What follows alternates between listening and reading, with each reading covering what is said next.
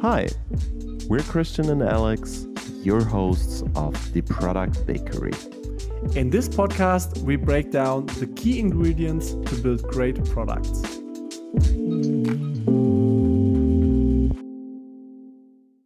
Another episode, same setting, same kitchen, here in Berlin with Alex, in person. Same temperature. Same temperature, yeah. We're riding the wave of good weather. Yeah, I'm glad I was gone last week. Where have you been?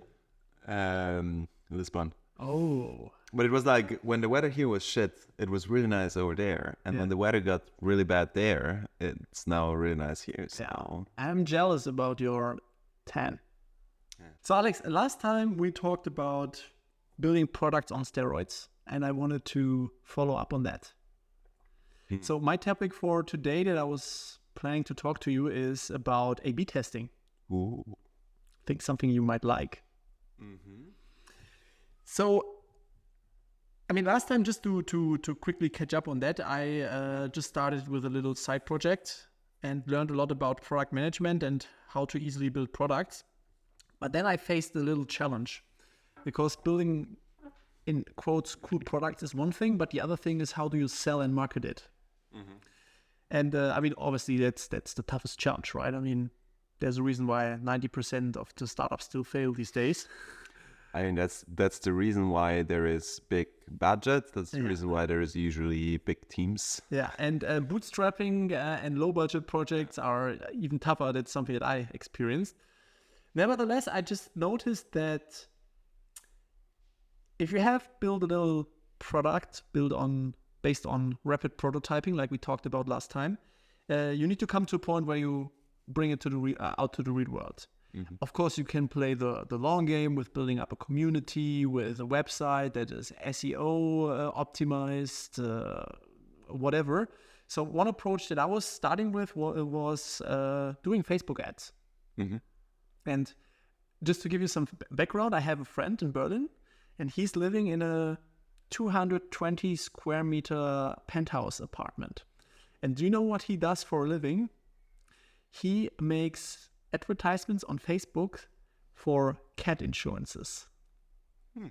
And he generates leads and sends the leads over to the Allianz Insurance. Like, is that a niche specific? So does he have multiple clients, or is it just like he only acquires cat leads? He acquires the leads and sends them to the insurances and makes money based on a provision model. I mean, there you go with another amazing, nice business model. Absolutely. And he taught me a lot about Facebook ads, and he told me, hey, Facebook is not dead when it comes to ads. So I just said to myself, hey, let's give it a try, right? So, and this is actually the point where it comes to the A/B testing, because I just needed to figure out, okay, who's my target audience, which I knew kind of. So the next question is, how do you talk to them, and how do you get them to press the ad, land on the landing page, and then convert, right? So, I mean, we're talking about the customer journey. Yeah.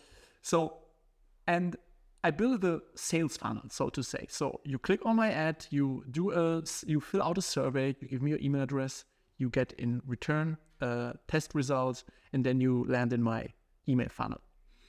And of course, you don't know which ad will work and which won't. So you need to create multiple ads, and you see which ones are going to work. And once you have a winner, you can start taking this winner and optimize this winner. So, for example, if you have like an image with a title on it, you figure out which of those images with text are going to work, and then you start optimizing for the text. Mm-hmm. So, but you see, there's already a process behind that. And once the people convert and land up into my sales funnel, I'm going to send them emails. And what I just started realizing is, or a question for you, what's the most important thing when it comes to email marketing? I mean, obviously, people need to read your email and convert. Exactly. What is the thing that makes a person open the email or not? First impression, subject line. Subject line, exactly. So the first thing you do, so that at least something that I learned for myself, is I need to optimize the headlines, the subject lines, so that people just click and open it. So I started doing A/B testing just with the headline. And once I identified a winner, I started optimizing the text inside this email, right? And so you go to the first email, to the second email. And yeah, I mean, I just learned, okay, A/B testing is actually a big thing, because you A/B test your ads, you A/B test your subject, so your headlines, you A/B test the content of the email, you maybe have CTA inside that you want to A/B test as well. And I just realized, okay, that makes a lot of fun. Obviously, I'm collecting a lot of data, but then I just realized, okay, I'm doing so many A/B tests for so many different things, I might end up in hell. Why would you? No, I'm actually good, and I just want to talk to you about it today. I mean, obviously, the most important thing with A/B testing is traffic, right? I think especially if you want to go very granular. Yeah. I mean, and let's look at some of the companies that successfully did a lot of like A/B testing, the Booking.coms, the Amazons. I mean, Google, who tested thousands of different shades of gray and blue on call to actions to see what works, right? If you go into that granularity, you need to have a ton of traffic in order to be able to say if something actually has an influence and so on. Because the effect of small changes overall is probably very small. So we need to have like higher numbers to make sure that you, like if you're testing and there is like a metric that changes by 1 percentage point,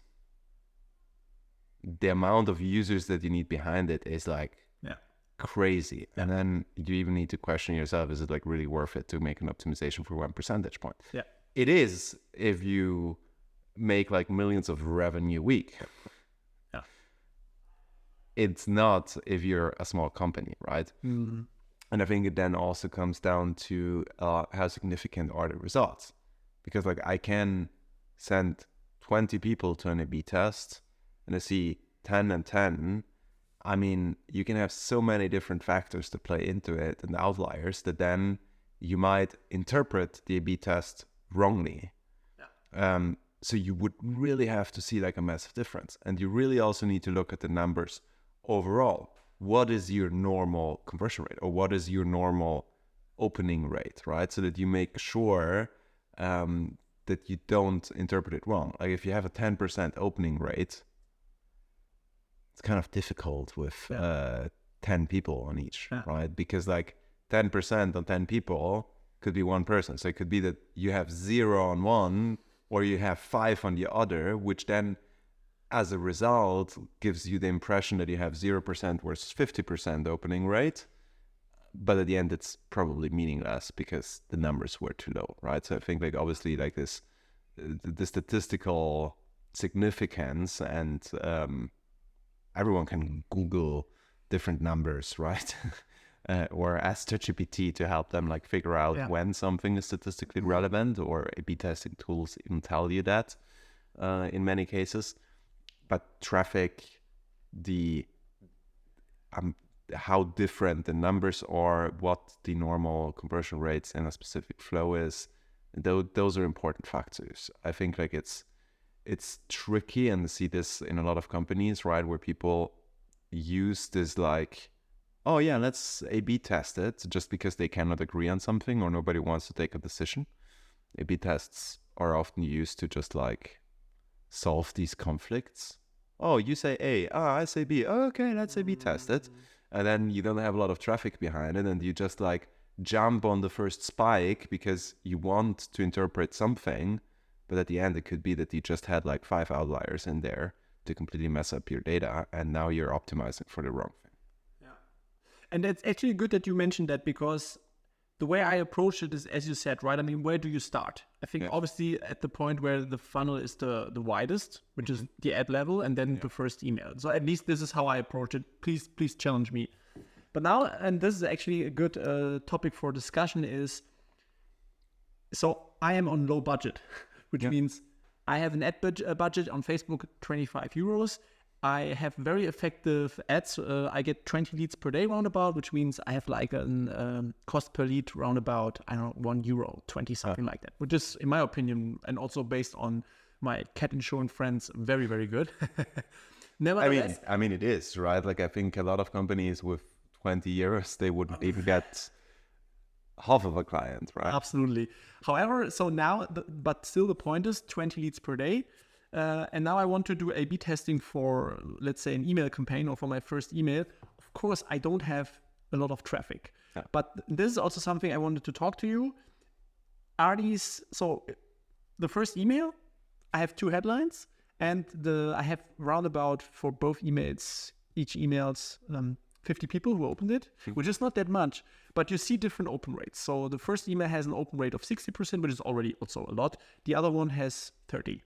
So, and my point of view is now, even though it's not statistically significant, I see like a trend. And my question is recognizing trends okay to make decisions, or would you rather say, hey, take a longer time to test? I could ask ChatGPT, but Alex GPT is much cooler, so that's why I'm asking you. I mean, I can only give you my own opinion. Yeah, of course. It's not scientifically based and so on. I mean, in general, yes, trends are relevant, right? Okay. Like, I think if you say you have 50 people in each group and the difference is like massive. Yeah, in my case. Then the question is like, okay, is it likely that there's just like a lot of people by coincidence ended up in this one group and therefore converted better? Or is there actually something about the title? Now, I think working with assumptions also, or having different hypotheses on each of these headlines helps, right? Okay, was the other one more bold, more extreme, and so on? Absolutely. That could lead to actually grabbing more attention. Like, can you justify it somehow? Yeah. Again, it's not something where I would say, if it's a company that then throws another million of budget on this headline, like, I would probably test more to have like a little bit more statistical significance on that result. But if you're anyway operating with a very low budget, you can already make your assumptions, and you can say, okay, then maybe because the other one didn't perform well, let me try and throw in another headline. Yeah. Because like this, your winner stays in the test. Absolutely. And you can see if now, like, if suddenly that 70% or 60% that you said drops massively, you know, maybe I was just lucky with those initial 50 people, right? Yeah. If it stays high, it means, okay, the headline is actually good. So while you're able to then test a new headline that maybe outperforms the winner that you currently have, you can further health check the winner from the previous test, right? And then you can always combine a lot of these tests, right? Especially if you look at the funnel. It doesn't mean that you first need to have a result on the subject line before you can test the actual content of the email, right? Because like if you're sending group A and group B, you have another 100% that comes out of this, of like people who opened the email. Yeah. And from this 100%, you can again test like 2 different versions of content. Exactly. That's what I'm doing. Yeah. So you can have like a B test running across like all the different stages. That's what I'm not doing. Sorry. You can have those A/B tests running across all the different stages. Yeah. And then you're going for you try to like, and ideally when you're looking at these things, and now it's like we're talking more about like the marketing aspect itself. Ideally, you never stop optimizing. Yeah. So you always keep a winner. Totally. And you always throw other options in. Try to add a qualitative layer to it. It can be your own hypothesis. It can be like talking to customers. Hey, why did you open the email? right? So that you have a layer of like understanding. That's a good point. What was it that made people click on it? So that you can then stay in that space and keep optimizing. And like this, you solve a little bit the problem of like making sure that the data makes kind of sense. With 50, 100 people, it's always difficult. But if you see that the conversion rate stays high on the same headline, you know that it's a good headline. That's good. If it then drops, it's just like, yeah, you were lucky. You had a couple of people who just open every email. Yeah. And you know what? While you were telling me all those things that you just told me, I just realized I made maybe a little mistake. So the thing is, let's talk about the very first email that comes in that I'm A/B testing. So I clearly saw a winner, in my opinion. And then I started changing the loser. I started changing the headline, which is good. But I just realized I could have created a new version, testing that instead of optimizing the loser, because now the data are not 100% accurate. And this is just something I realized. So to everyone who's listening, I made a whoopsie. I mean, of course, it would have been better to optimize. I mean, of course, after I started changing the loser with a new headline, the opening rate started increasing, which looks like it gets better. Nevertheless, it would have been cleaner to create a new one and track it fully and maybe even send more traffic to it. So because the cool thing is with my A/B testing tool, the email tool, you can say how many percentage go to A and how many to B or to C. So I'm just realizing, hey, I mean, you could also just like throw in a C and deliver 0% to B. If A is exactly. Right? Because then you still like you keep A as the baseline, it keeps running, it keeps collecting data. You want that number to be consistent all across, right? Because at the beginning it will jump a lot. Right? If you have 10 users, it's easy that it goes from like 10% to 80% and down to 20 again. So you keep your baseline, it runs, you keep collecting data, and then you also try to do the same with new. So that was, I mean, honestly, that's all I need from you. I mean, the interesting thing is like I am not an A/B test genius, so neither am I. Do some look some stuff up. Like that's just like the general way. Like if I take everything that I learned about like qual research, statistics, and so on, I feel like that's the approach, and that's also the approach that I've been working with in different setups when I was responsible for setting certain tests up.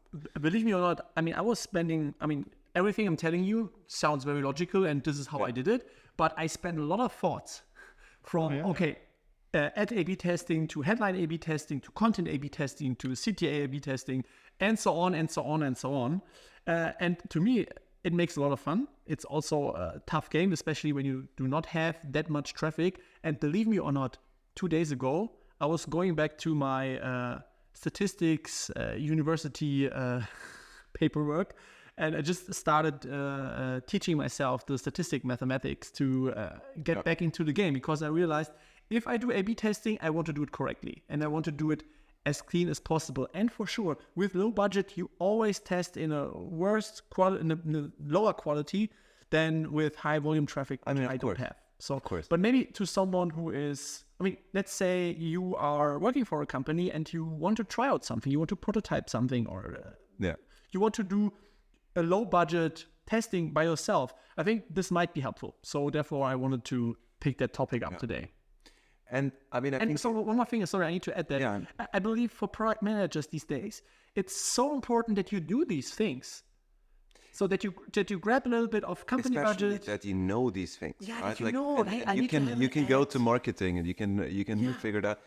And honestly, I believe many marketers. Sorry, I have experienced that many people are not following the processes that I just experienced, because if you have a high budget stuff, things work on a different level, right? But it feels like to me I have to reinvent the wheel a little bit and make the learning for myself, and it's super valuable. I believe I became a much better product manager than I used to be due to the fact that I'm doing it myself. Oh yeah. I mean, I think we learn the most by doing things. And I think the important thing and I don't know how many times I said this in this whole podcast or previous episodes. It's especially important that people question what they do, why they do it, and question each of these steps. Because again, A/B tests, I've seen it as a massive excuse in so many organizations for people that don't want to take decisions, for people that can't kind of fight out an argument, for people that don't want to take responsibility, so they just like put it off to, oh yeah, let's make an A/B test, and then they're like, oh yeah, but we A/B tested it, so that's why we went for dispersion. I believe people need to have strong opinions, so I want people with strong opinions. People should have strong opinions. Fair point. Question them, question yourself, and also question A/B tests, right? Yeah. The thing is, there is so many things that you can do wrong if you just use it as a excuse or as a putting off the responsibility on, when I don't even say someone, on something, right? Like, I mean, testing too many things. Doesn't make sense that you test 2 different landing pages where the whole content changes, where the whole structure changes, where your call to action changes, where literally everything changes. How do you, like, how would that be a good test? Yeah. I mean, like, but this is the test in a test in a test in a test, right? I mean, yes. And then it comes down to, if you have a shit ton of traffic, you can do really good multivariate testing. yeah. And that's like, again, let's take the example of Booking. You can read a lot about like their A/B tests and what they did. Booking.com, you mean? Yeah. They have, like, I don't want to say a wrong number, but hundreds of tests running simultaneously. I mean, and Zalando did the same, that right? works if the traffic is high enough. Like, I can change the content, the structure, and the call to action on my page. If I have enough traffic to see an impact of the same call to action coming back on different pages and having an influence on the conversion rate. But we're talking about thousands, millions of views and users that allow you to do tests like this. If you're not in that space, and I'm sure that a lot of people that are listening to this are not in this space, you need to be really smart about how you test, what you want to optimize. And that's something that I just at least tried. You need to structure your A/B testing from top to bottom. So where do you start? On ad level, okay. On ad level, I test 2 ads against each other. Yeah. On email level, okay, I start with the headline, right? And to move yourself down the road instead of just going broad all the way, right? So I mean, at least that's my philosophy. If I'm wrong, please challenge me. But No. I'm happy. I just realized also it's okay for me to do multiple tests, but they need to be clearly separated from each step, right? Yeah. Because I can't do three A/B tests on one level, right? On ad level, I cannot do 10 different images with 10 different labels on it. And the same with emails, right? I cannot have 6 different versions, A, B, C, D, E, F versions with different headlines, different contents, different CTAs. That doesn't work. You're gonna have the same headline with different images, or the same image with different headlines. Yeah. That's like one test. Yeah, that's good. The second you start mixing the both, again, you need way more traffic. Yeah. To like really say something. And still, you need to track it very clean, right? I mean, even if you do multivariate testing, you have to have the good documentation. You have to have clear hypothesis for each test. You have to have a good documentation on what you want to change and why, where you're coming from, where you want to go, who you address. So now we're making a science out of it. Yeah.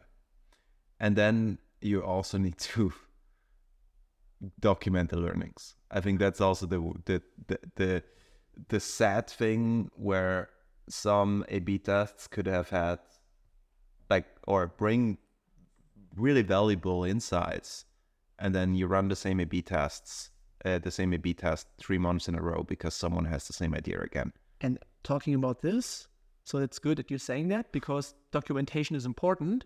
And I think that's a good CTA for this podcast. Go to the Product Bakery website, sign up for the Product Bakery newsletter, because I start documenting my whole process and my learnings and examples within this newsletter starting from next week or 2 weeks. I'm just building a little AI myself to take away as much time from me as possible. But I want to document the whole process. So if you are interested in following my current product learnings, our product learnings, then feel free to sign up. Beautiful. Then, with that said, thanks for everyone who reached the end. And talk to you next week. Bye-bye. This was the Product Bakery. All links can be found in the podcast description, and make sure to follow and subscribe for weekly episodes on all podcast platforms as well as YouTube.